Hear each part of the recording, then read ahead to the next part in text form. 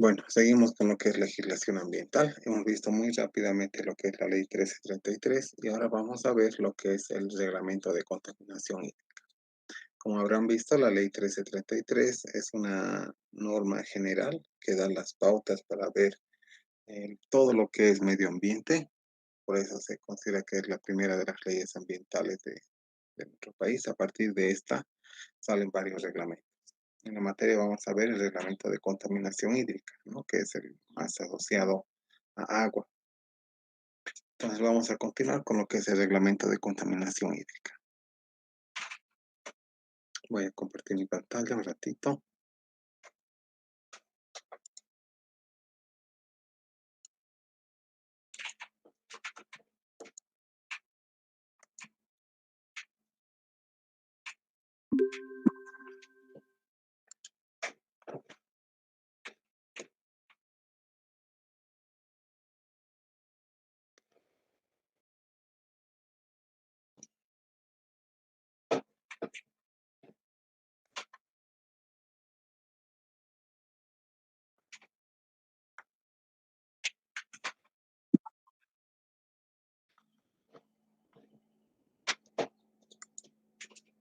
Ya,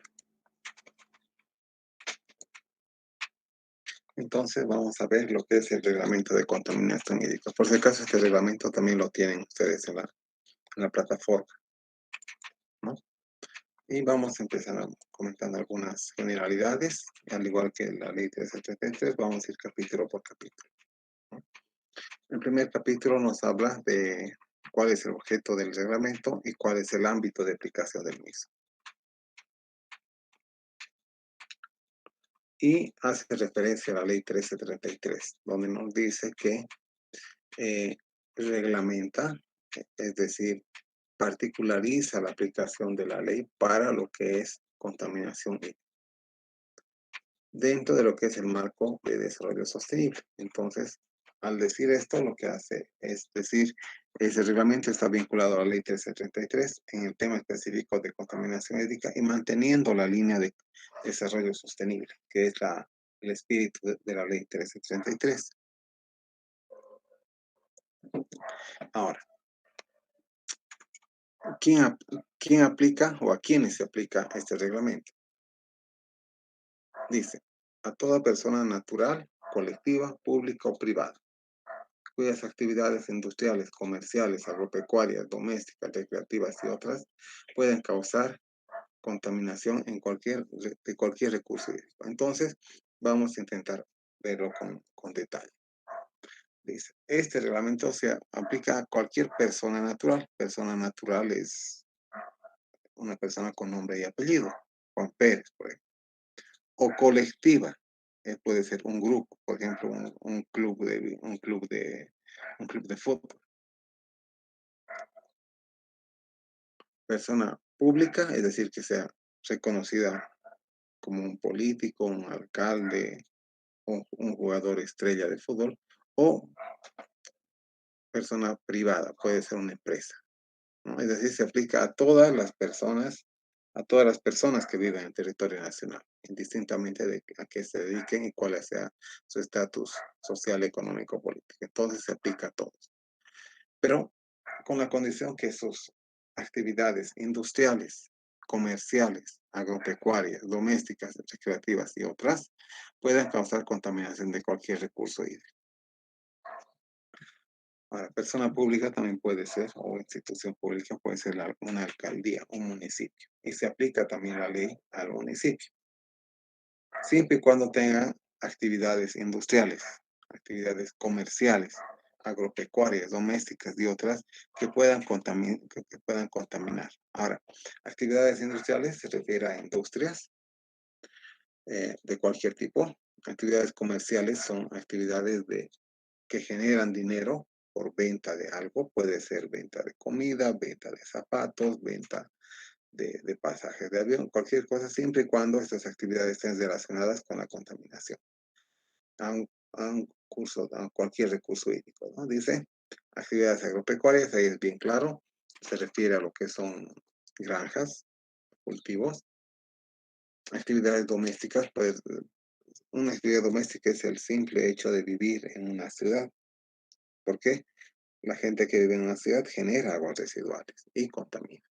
Actividades recreativas puede ser eh, piscina, pueden ser algún tipo de turismo que implique contaminación, ¿no?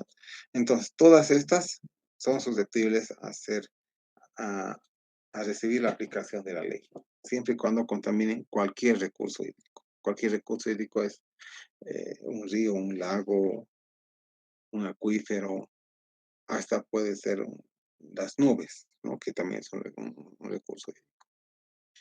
Ahora, algo importante que vamos a ver.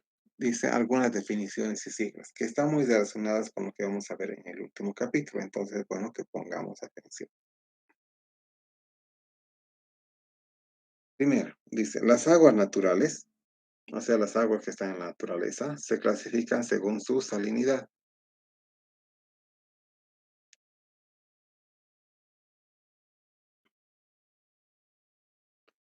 ¿Salinidad a qué se refiere? Salinidad se refiere al contenido de sales. Ahora, sales no, no solo es la sal de comida, ¿no? Son sales, aquellos compuestos que vinculados a otro hacen un compuesto. Por ejemplo, hidróxido de sodio se considera una sal. Sulfato de calcio se considera una sal, porque son vinculados, ¿no? Entonces, cualquier compuesto genera un grado de salinidad en el agua. La única agua que no tiene salinidad es un agua destilada, ¿no? Que se le ha quitado todos los cationes y aniones. Entonces, lo que nos dice algunas de las definiciones, clasificación. ¿De acuerdo a qué? A lo que son sólidos disueltos totales. ¿Qué son sólidos disueltos totales? Es la cantidad de sólidos que están en el agua, pero no veamos sólidos como piedras, se conoce como sólidos a compuestos diferentes del agua que están en suspensión. No vamos a ver aquí una definición. ¿Qué son los sólidos disueltos totales? Se les dice SDT en español o TDS en inglés, ¿no? Es el número de miligramos de residuo que queda después de evaporar una muestra de agua previamente filtrada a través de un papel con fibra de vidrio con apertura de 1,5 micras. Y este parámetro, como sólidos disueltos totales, es una medida del contenido combinado de todas las sustancias inorgánicas y orgánicas contenidas en un líquido, en forma de moléculas, iones o suspensiones. A ver, vamos a intentar entender. Dice, es el número de miligramos de residuo que queda después de evaporar una muestra de agua que ha sido filtrada a través de un filtro de fibra de vidrio con una apertura de 1,5 micras. Entonces, para determinar los sólidos totales, ¿qué se haga? Se hace, agarras agua, cualquier agua que quieras analizar, la filtras, pero la filtras no por filtro de arena, sino por un filtro de papel. Y un papel que tiene un paso, o sea, una abertura, por así decirlo, de 1,5 micras. Es muy finito, ¿no? Entonces, el agua la filtras a través de eso y la depositas en un recipiente. Luego, a este recipiente haces evaporar, es decir, calientas hasta que se evapore. Y lo que queda de peso seco en el recipiente luego de evaporar, se dice que son los sólidos totales disueltos. Entonces, los sólidos totales disueltos representan a partículas más pequeñas que 1,5 micras que quedan luego de la evaporación. Ahora, la evaporación se da por elevación de temperatura, es decir, aquellos compuestos que no se evaporan, son aquellos que son prácticamente metales o sales o cationes, ¿no? Entonces, una forma de caracterizar el agua es por los sólidos totales disueltos y tiene el agua tiene distintos rangos de acuerdo a la cantidad de sólidos disueltos, ¿no?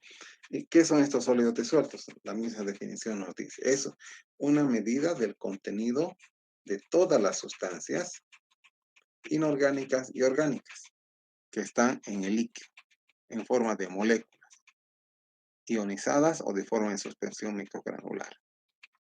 Entonces, cuando tú haces evaporar agua a cerca de 100 grados, se evapora casi todo y quedan algunas sales en el fondo. Eso es lo que representan las sales, los sólidos totales disueltos.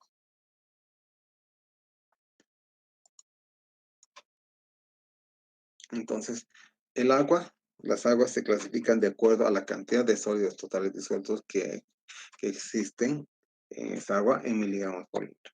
Se considera agua dulce aquella agua que tiene menos de 1500 miligramos por litro. ¿Qué significa? 1500 miligramos por litro es 1,5 gramos por litro. Las aguas que tengan menos de esto se consideran dulces.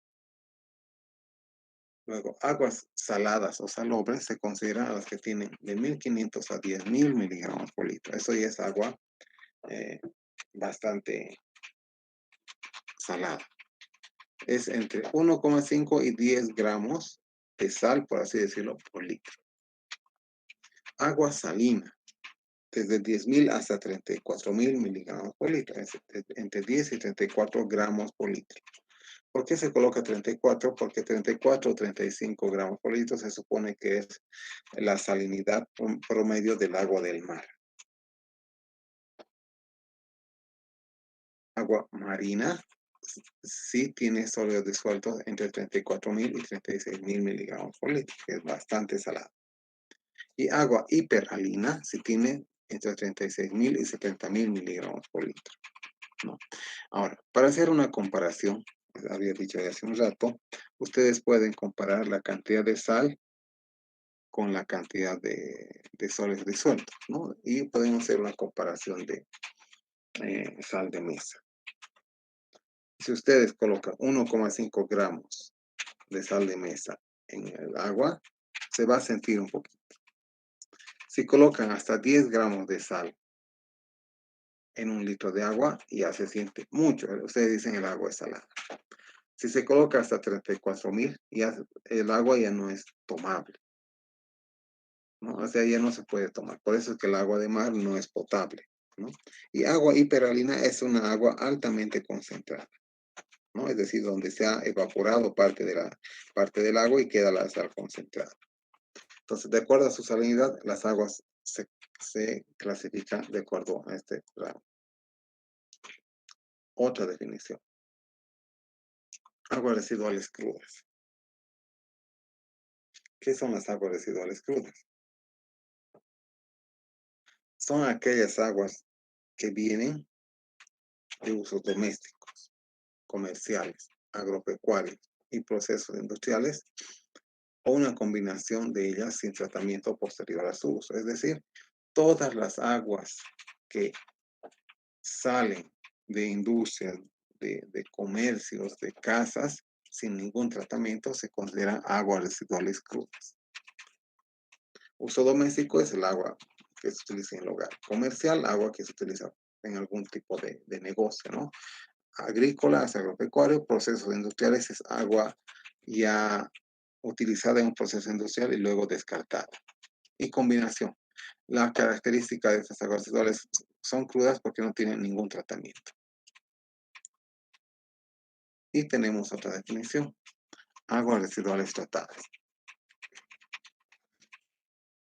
Y son aguas que han sido pasadas por una planta de tratamiento y que tienen una cierta calidad adecuada al cuerpo receptor.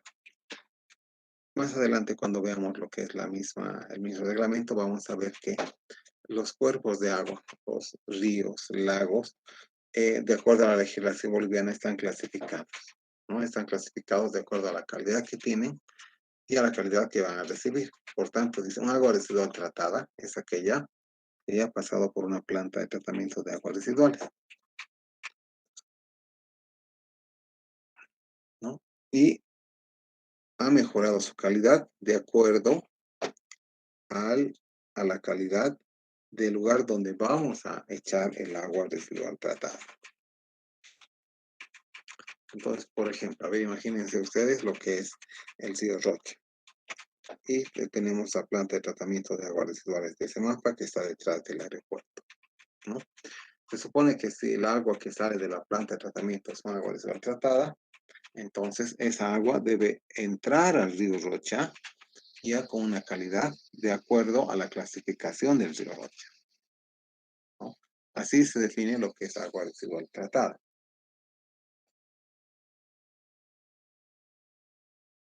Otra definición. Autoridad ambiental competente es aquella que pone el reglamento del medio ambiente, ya sea en la región, en el municipio o en el país, ¿no? En este caso, es la ley fue escrita en 1998-99 el reglamento, entonces en ese tiempo lo que había era el Ministerio de Desarrollo Sostenible y Medio Ambiente. Ahora no existe, ahora existe el Ministerio de Agua y Medio Ambiente. Entonces la autoridad ambiental sería el Ministerio de Agua y Medio Ambiente a nivel nacional y a nivel departamental sería la gobernación. En un lenguaje antiguo, antes de la nueva constitución, habían las prefecturas. Ahora existe la gobernación. Entonces, la autoridad es el Ministerio de Agua y Medio Ambiente a nivel nacional y la gobernación a nivel departamental. También existe a nivel municipal, pero no está mencionado. ¿Qué es el área de descarga? El área de descarga es el área donde eh, influye el agua residual descargada. Es decir, si es que se tiene un alcantarillado y que bota a un lago, entonces en las cercanías del punto de descarga va a haber mala calidad del agua. Y esa área de influencia de la mala calidad del agua de ese lago se va a llamar área de descarga. Porque en toda esa área, que a veces es muy grande, existe la influencia de la calidad del agua residual, ¿no? Ahora, esto también puede referirse a un río. En un río no tenemos el flujo, o sea, no tenemos agua estática, tenemos agua fluyente. Entonces, cuando uno descarga agua residual en un río que está fluyendo, se forma lo que se dice una pluma. Una pluma es la forma que tiene el agua descargada en el río. Se hace se hace un área larga, ¿no? Entonces, a eso se llama área de descarga. Otra definición. La clasificación es la codificación o la separación, también se dice el establecimiento de calidad de agua o el nivel a ser alcanzado o mantenido por un cuerpo. Es decir, en nuestro país existe clasificación de cuerpos de agua, A, B, C, D, que se encuentran en los anexos de la ley del reglamento de contaminación hídrica que estamos mirando, ¿no? ¿Y a qué se refiere esa clasificación? A que cada cuerpo de agua debe ser clasificado en un cierto nivel de calidad, ¿no? Y puede ser el nivel de calidad que existe o el nivel de calidad que se quiere tener.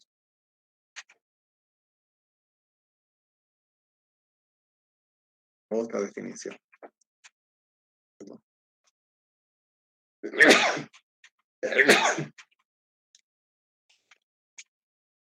¿Qué es la condición?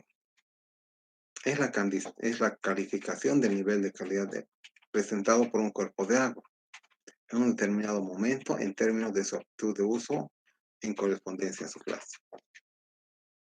Es decir, existe una clasificación de 4 categorías y existen condiciones dentro de cada una de esa clasificación, ¿no? Entonces, dice que es la calificación del nivel de calidad de agua presentado por un cuerpo de agua, es decir, en qué estado está un cuerpo de agua en un cierto momento, en un cierto tiempo, en un cierto mes, ¿no?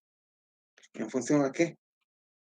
A su aptitud de uso. Entonces, la condición se da en función a la actitud de uso del cuerpo de agua. Actitud de uso es decir, ¿para qué puedo utilizar el agua que está en ese cuerpo de agua? Para regar, para llenar piscinas, para tomar. Entonces, de acuerdo a eso se clasifican los cuerpos de agua. Entonces, la condición es cuál es su calificación en un cierto momento.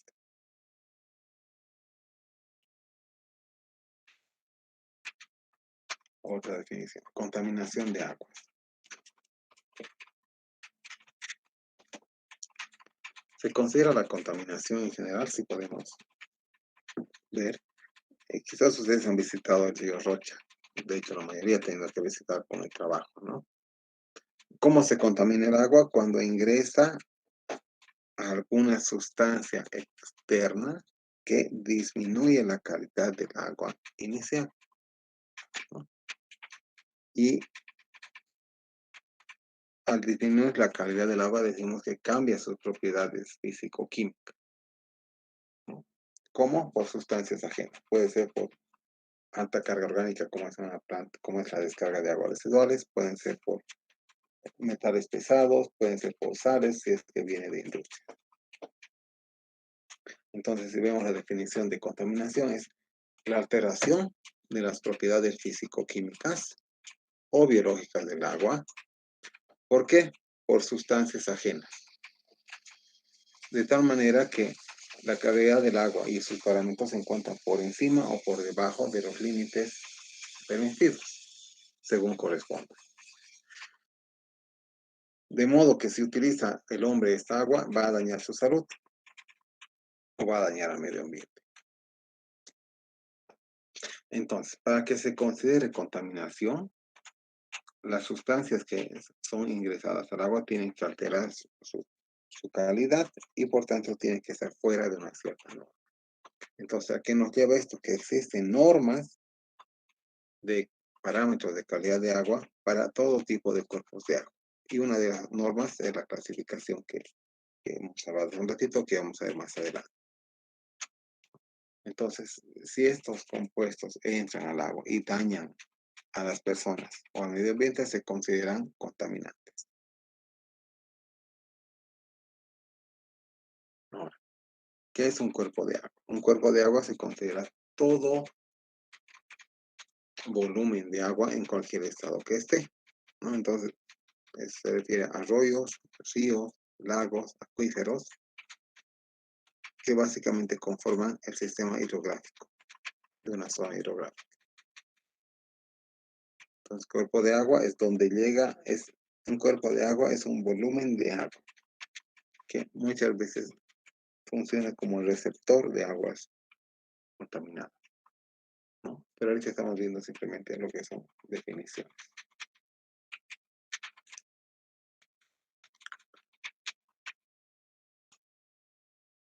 Es un cuerpo receptor. Es el medio donde se descargan las aguas residuales crudas o tratadas. Es decir, tenemos un agua residual cruda que sale de un barrio, de un alcantarillado. ¿Dónde va? Si va a un río o un lago, va a un cuerpo de agua, ¿no? Entonces, la definición de cuerpo, receptor, es el cuerpo que recibe, es el medio donde se descargan las aguas residuales crudas o tratadas.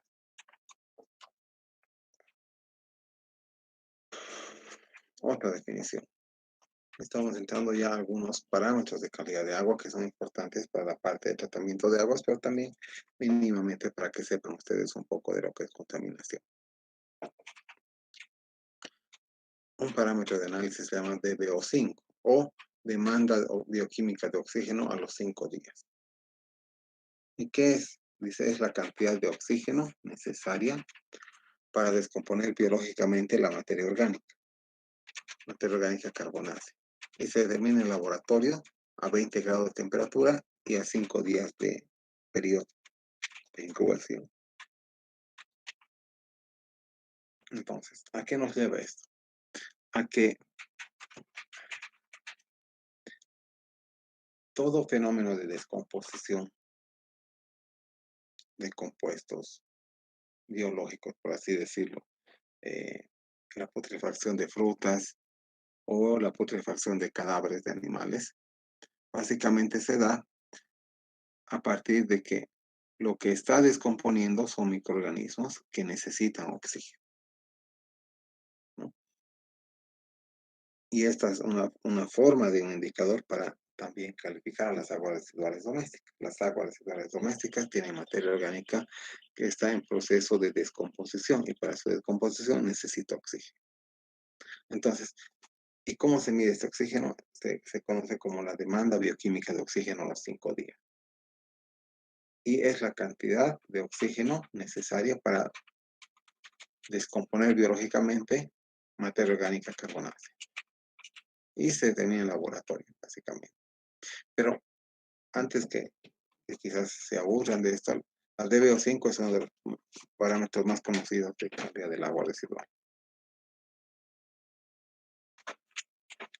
¿Qué es una descarga?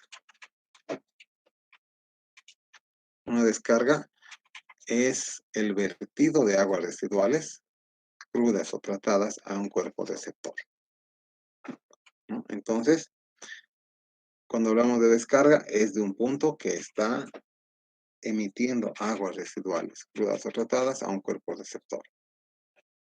Está muy relacionado con contaminación, pero específicamente descarga es el punto de ingreso del agua al cuerpo receptor. Otro parámetro de calidad de agua, muy similar a la DBO5, es la DQO. Cuando hemos visto DBO5, si vemos aquí, dice, es la cantidad de oxígeno necesaria para descomponer biológicamente la materia orgánica. Biológicamente quiere decir que existen microorganismos, como hemos visto en lo que es conceptos ecológicos, que descomponen la materia orgánica muerta y necesitan también oxígeno para respirar estos microorganismos. Entonces, el oxígeno necesario para que existan estos microorganismos para descomponer agua se llama DBO5.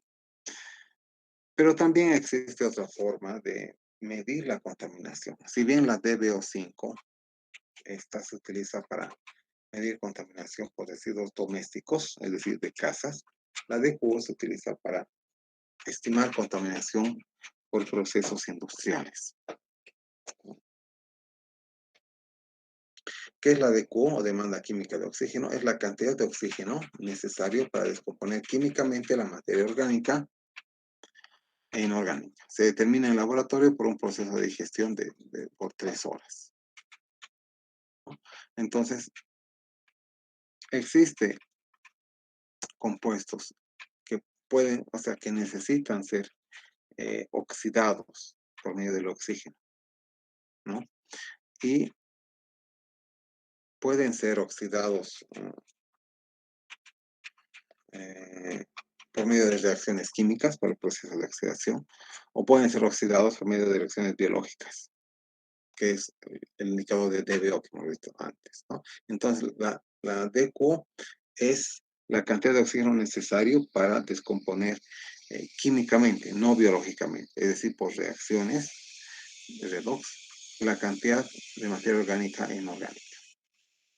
Y se determina en el laboratorio en un periodo de tiempo menor. La DBO es a 5 días, la DQO hasta 3 o 4 horas.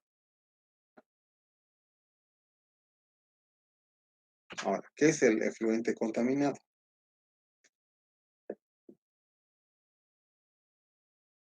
El efluente contaminado es toda descarga líquida que contenga cualquier forma de materia inorgánica o orgánica que no cumpla los límites establecidos. A ver, efluente se refiere a algo que sale, ¿no? El contaminado que está contaminado. Entonces, efluente es a descarga. La descarga sale. Hemos visto hace un rato que es descarga. La descarga es el vertido de aguas residuales, crudas o tratadas en un cuerpo receptor. Entonces, el efluente contaminado es toda descarga líquida que contenga cualquier forma de materia orgánica o inorgánica, en general vienen las aguas residuales, que no cumpla con los límites establecidos. Entonces, eso significa que este reglamento da límites a algunos parámetros para indicar cuándo un agua está contaminada y cuándo no.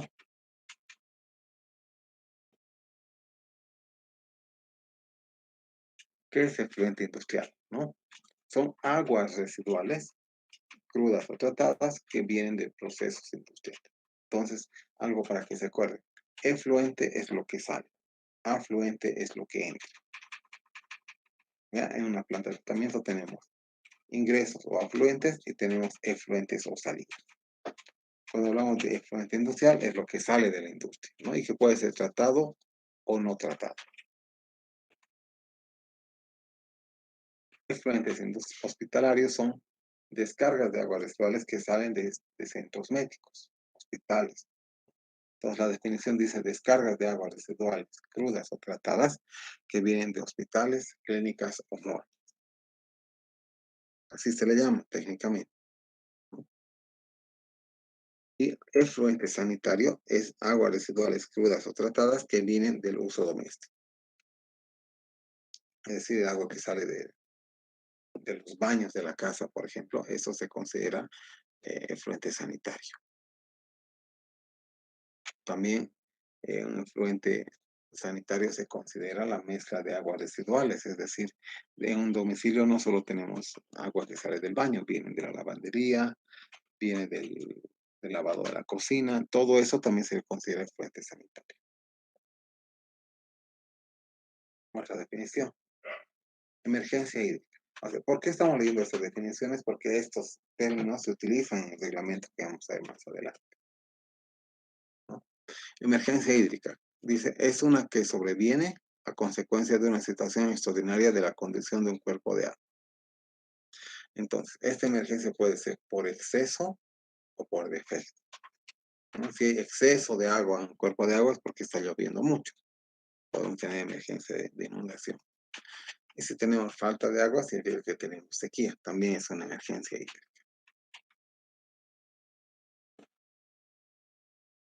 Otra definición. Lodos o fangos. Son la parte sólida que se produce, que sedimenta durante el tratamiento de aguas. Pero aquí es de aguas residuales, ¿no? Entonces, eh, si ustedes dejan, por así decirlo, una piscina de aguas residuales, supongamos que desvían el alcantarillado a una piscina, van a ver que después de un tiempo el agua de arriba parece ligeramente más clara que cuando el agua entró. ¿Eso es por qué? Porque gran parte de los sólidos se ha sedimentado, ¿no? Y si está mucho tiempo puede convertirse en lodo. Y ese lodo y es el que se conoce como un lodo séptico. Otra definición, límites permisibles. El límite permisible es la concentración máxima o mínima que está permitida por la ley de un elemento, un compuesto o un microorganismo en el agua. ¿Para qué? Para preservar la salud y el bienestar humanos y el equilibrio ecológico en concordancia con las clases de cuerpos de agua establecidos. Entonces, existen normas y valores límite para concentraciones de distintos parámetros en los cuerpos de agua, ¿no? Entonces, esas normas se llaman límites permisibles. Es lo máximo o lo mínimo que permite la norma. Otra definición, lixiviados. Lixiviados son los líquidos que vienen de la disolución de metales por la lluvia o agentes químicos y biológicos.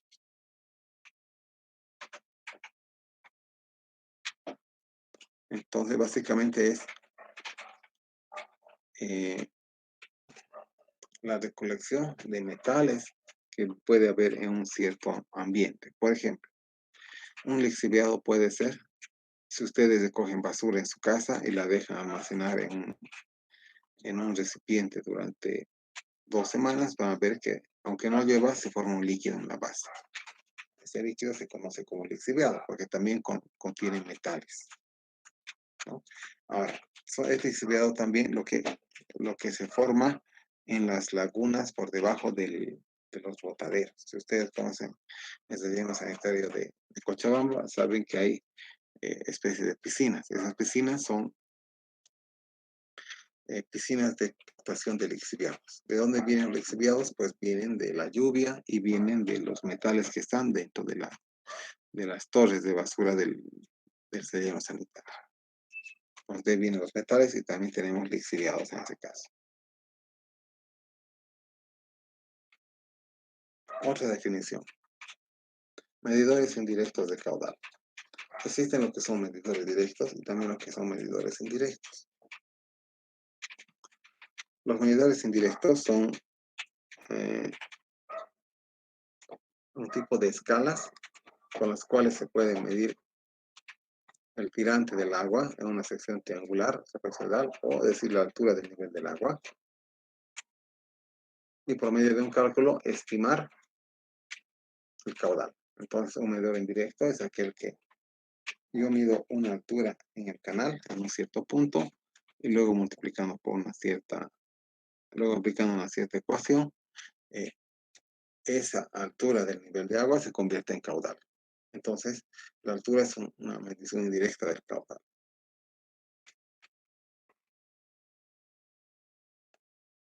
¿Qué es monitoreo?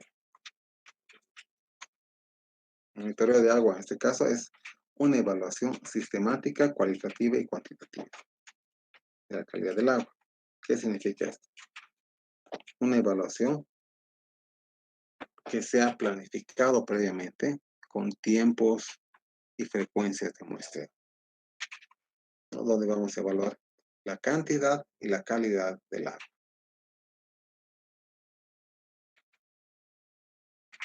Otra definición, napa freática, que es el acuífero más cercano a la superficie del suelo. Entonces, donde está la napa freática es el acuífero más cercano.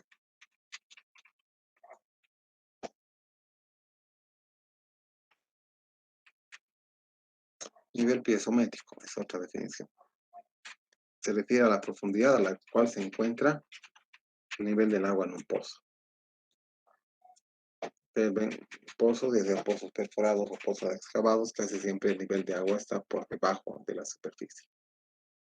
Puede estar tan cerca como menos de 1 metro, pero tan lejos como 100 metros abajo. Entonces, a esa profundidad se le dice nivel piezométrico.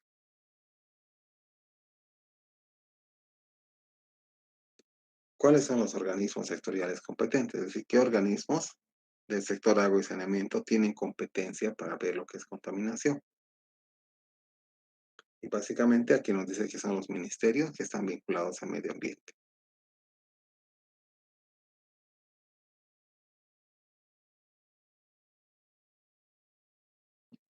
Otra definición, pozo profundo. Si existe pozo profundo, también existe pozo superficial, ¿no? Un pozo profundo es un pozo que ha sido excavado con maquinaria, máquina, mecánicamente, y luego se ha entubado. Una vez que se ha entubado, se extrae el agua de forma mecánica, es decir, puede ser con poleas, por ejemplo. A oposición de pozo profundo tenemos pozo somero, que puede ser pozo superficial, ¿no? En general, estos pozos son excavados a mano y sirven para obtener agua de nivel freático, básicamente para los usos domésticos. En cambio, un pozo perforado no siempre se quiere el nivel freático, se quiere el agua de más abajo. Entonces, pozo profundo y pozo superficial, o pozo profundo y pozo somero.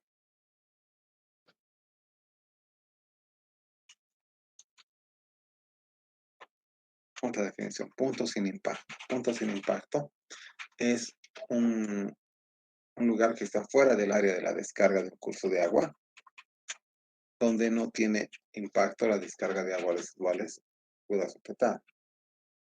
Es decir, es un punto que está lejos de la influencia de la contaminación de la descarga, ya sea en lagos o en ríos.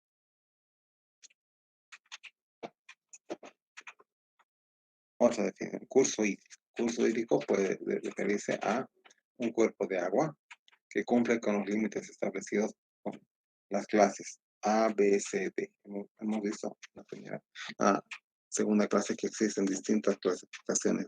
De hecho, al principio de esa clase también hemos visto que existen distintas clasificaciones de cuerpos de agua.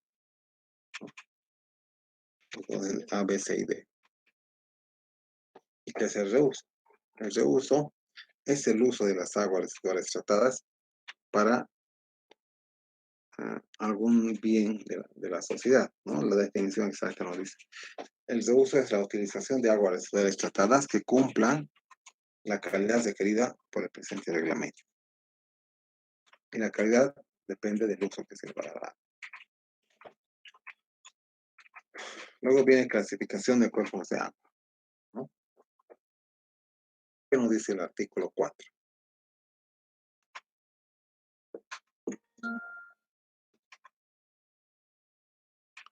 Vamos a leerlo textualmente y luego vamos a interpretarlo. Dice, la clasificación de cuerpos de agua, basada en su aptitud de uso, de acuerdo a las políticas ambientales y en el marco del desarrollo sostenible, será determinada por el Ministerio de Agua y Medio Ambiente. Para eso, las instancias ambientales independientes del gobernador, digamos, deberán proponer una clasificación, adjuntando la documentación suficiente para comprobar la pertenencia de dicha clasificación. Esa documentación va a tener por lo menos análisis de aguas del curso del sector a ser clasificado, que incluye al menos 3 parámetros básicos. Fotografías que documenten el uso del agua o del cuerpo del sector. Luego, investigación de las condiciones de contaminación natural y actual por aguas residuales crudas o tratadas, condiciones biológicas y estudio de fuentes de contaminantes. Entonces, los cuerpos de agua en nuestro país, de acuerdo al reglamento, se clasifican de acuerdo a la aptitud de uso. Aptitud de uso es decir, ¿para qué voy a utilizar el agua? Puede ser tomar, puede ser regar, puede ser piscinas. De acuerdo a eso se clasifican los cuerpos de agua. Y esa clasificación solo es dada por el Ministerio de Agua y Medio Ambiente, por nadie más. Entonces, para eso hay algunos requisitos, ¿no? Como, por ejemplo, análisis del agua del cuerpo o del sector, a ser clasificado. Luego, fotografías que muestren el uso actual del agua, del cuerpo. Y también algo sobre investigación sobre la contaminación que existe, ¿no? Y contaminación natural si es que existe.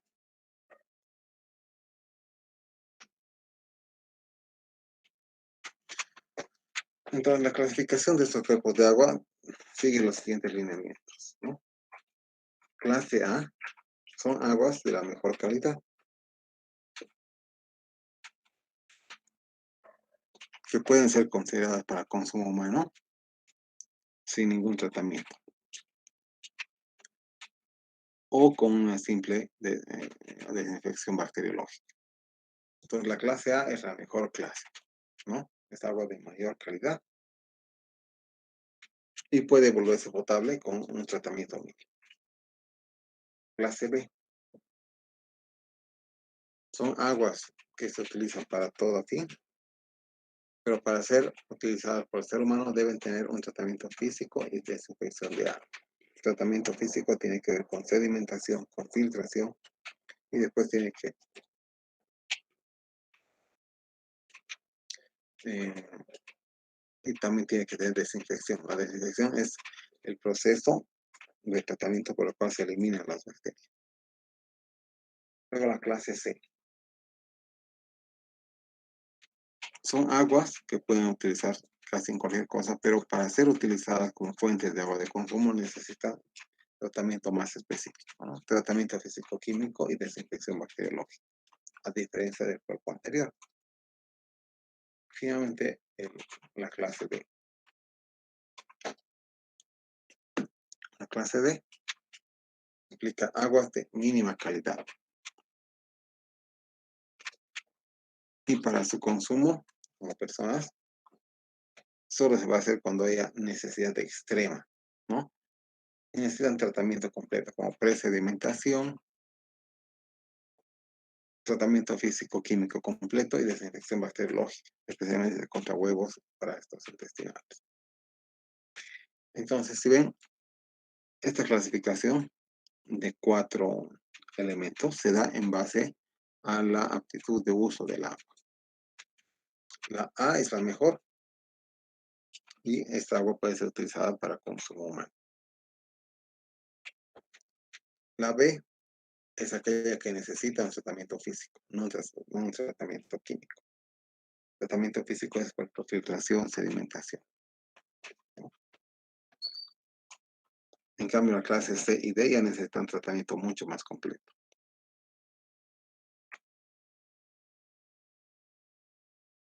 Ahora, cada uno de los cuerpos clasificados tiene un cierto límite que pueden aceptar contaminación. Entonces, estos parámetros están en un anexo. Es el anexo A1 del anexo A. Cuadro A del anexo A1. Vamos a ver muy rápidamente.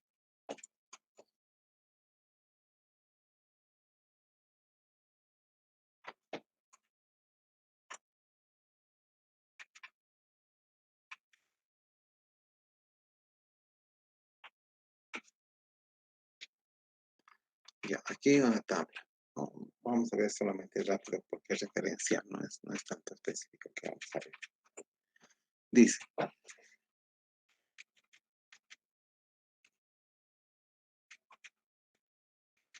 la clase A, por ejemplo, solo necesita desinfección y ningún tratamiento adicional si vas a hacer la agua para tomar, ¿no?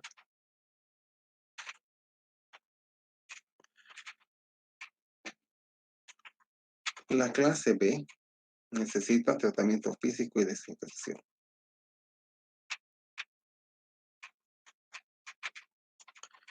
La clase C necesita tratamiento físico-químico de coagulación, floculación, filtración y desinfección.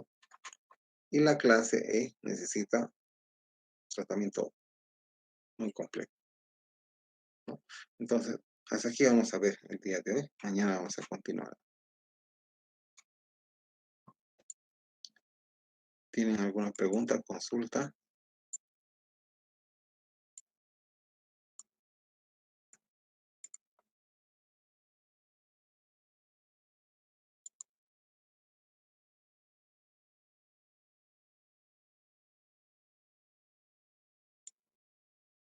Bueno, si no tienen consulta, vamos a quedar aquí con el avance de la materia. Lo vamos a ver el día de mañana a las 4 menos cuarto. Gracias, hasta luego. Espero que estén haciendo su trabajo ya. Hasta luego.